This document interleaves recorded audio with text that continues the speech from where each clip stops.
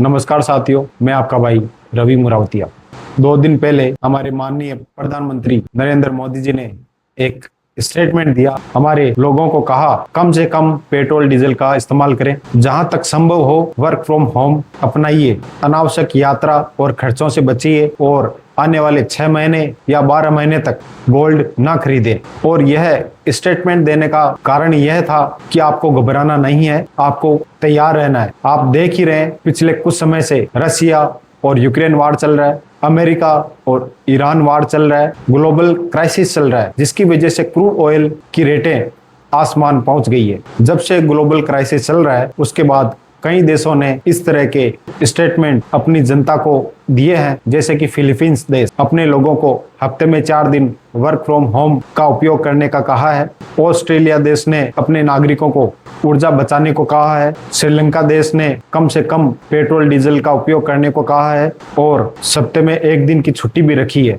वहाँ के सरकार ने इस तरह के स्टेटमेंट देने के बाद वहाँ के लोगों ने इसकी सराहना की है, जबकि हमारे देश में कांग्रेस सरकार ने, राहुल गांधी जी ने इसे एक फेलियर गवर्नमेंट कहा है, एक फेल्ड इकोनॉमी कहा है। वहीं दूसरी ओर वहां के लोगों ने अपनी सरकार को गुड गवर्नेंस कहा है, पहले से तैयार होने की एक स्ट्रेटेजी समझी है। शायद आपको मालूम नहीं होगा, 2013 में कांग्रेस सरकार अपने आप में एक सबसे एजुकेटेड सरकार बता रही थी।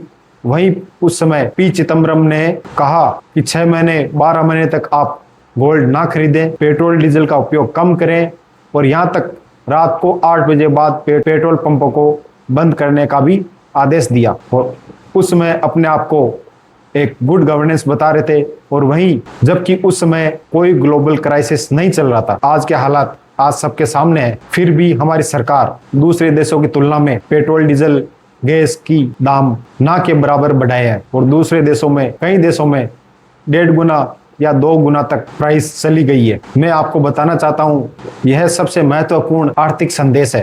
एक परिपक्व मैच्योर राष्ट्र संकट आने के बाद नहीं, संकट आने से पहले ही संसाधन बचाना शुरू कर देता है। तेल बचाना कोई पैसे बचाना नहीं है, यह देश की आर्थिक और रणनीतिक ताकत बनाए रखना है। अगर देश पेट्रोल डीजल कम उपयोग करेगा, तेल आयात कम होगा, विदेशी मुद्रा बचेगी, महंगाई नियंत्रित रहेगी, युद्ध या वैश्विक क्राइसिस का असर कम से कम। जय हिंद, जय भारत।